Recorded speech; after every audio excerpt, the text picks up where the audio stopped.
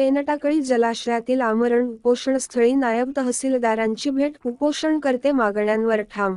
मेहकर तालुक्यातील पेनटाकळी गावठाण स्थलांतर प्रकरण चिघळले असून मागील दिनांक 6 फेब्रुवारी 2025 पासून 100हून अधिक नागरिक आमरण उपोषणाला बसले आहेत, तर काही जण साखळी उपोषण करत आहेत। सदर गावठाण स्थलांतरासाठी 249 प्लॉट प्रस्तावित करण्यात आले होते, मात्र 380 प्लॉटची आवश्यकता असल्याने नागरिकांनी विरोध दर्शवला।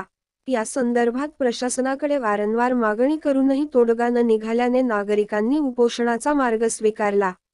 7 फेब्रुवारी 2025 रोजी नायब तहसीलदार नालट यांनी उपोषणस्थळी भेट देऊन आंदोलकांना आश्वासन दिले की वरिष्ठ अधिकाऱ्यांशी चर्चा करून लवकरच मागण्या पूर्ण केल्या जातील।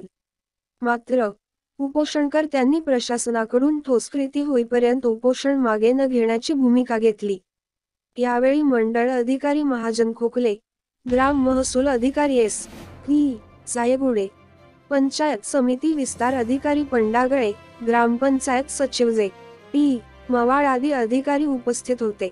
आता प्रशासन यावर काय तोडगा काढते याकडे सर्वांचे लक्ष लागले आहे। शासनाचे प्रतिनिधी अधिकारी म्हणून यातून तोडगा काढण्यासाठी, मार्ग काढण्यासाठी तुम्ही काय पावलं उचलणार आहात? यशदेव सरांच्या तीच मागणी सगळ्याची, नाही तर आम्ही जगणं हो किंवा मरणं हो, आम्ही इथंच, आम्ही हे आमचा शेवट आहे। आमची बेमुदत आमरण उपोषण सुरूच राहील। मागणी जोपर्यंत मागणी होत नाही आमची तोपर्यंत आम्ही लेकरं बाळ हे आमचे पूर्ण याच्यात घ्या, आमचे सगळं कुटुंब घेऊन आम्ही नावात बसलेलं आहे। जर जोपर्यंत आम्हाला न्याय भेटणार नाही तोपर्यंत आम्ही इथून हटणार नाही। ताईसाहेब, बेमुदत आमरण उपोषण सुरू आहे, आपण उपोषणामध्ये सहभागी झाला महिला बंधू, काय सांगणार जनतेला आणि प्रशासनाला? दोन शब्द। माझं नाव पूजा नागे शिंगळे, गावाचं नाव आहे पेनटाकळी, तालुका मेकर, जिल्हा बुलढाणा।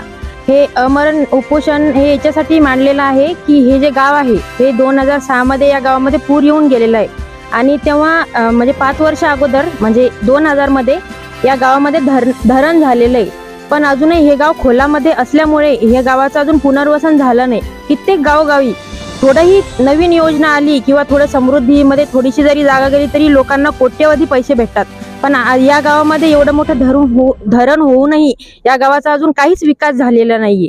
भिंती पण अशा आहेत म्हणजे 4x4च्या, आपण विचारही नाही करू शकत की 4x4च्या खोलीमध्ये हे सर्व कुटुंब कसे राहत असतील ते।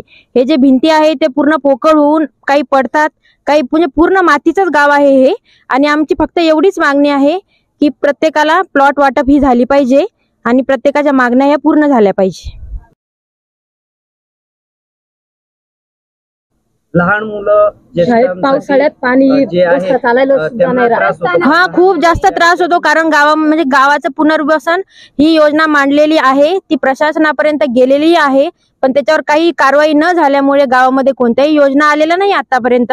त्याच्यामुळे लेकरांना शाळेमध्ये जाण्यासाठी खूप त्रास होतो आणि पावसाळ्यामध्येही म्हणजे घर गळणं वगैरे म्हणजे अजून कोणतीही योजना गावामध्ये आलेलीच नाही गावाचं पुनर्वसन न झाल्यामुळे। आमची फक्त एवढीच इच्छा आहे की गावाचं पुनर्वसन हे झालं पाहिजे आणि प्रत्येक लोकांना प्लॉट भेटलं पाहिजे, म्हणजे जे आपल्या ज्या महाराष्ट्रामध्ये काय भारतामध्ये जे आता नवीन ज्या योजना निघालेल्या आहेत त्याचाही लाभ या पेनटाकळी गावातील लोकांनाही भेटला पाहिजे, फक्त एवढीच माझी विनंती आहे।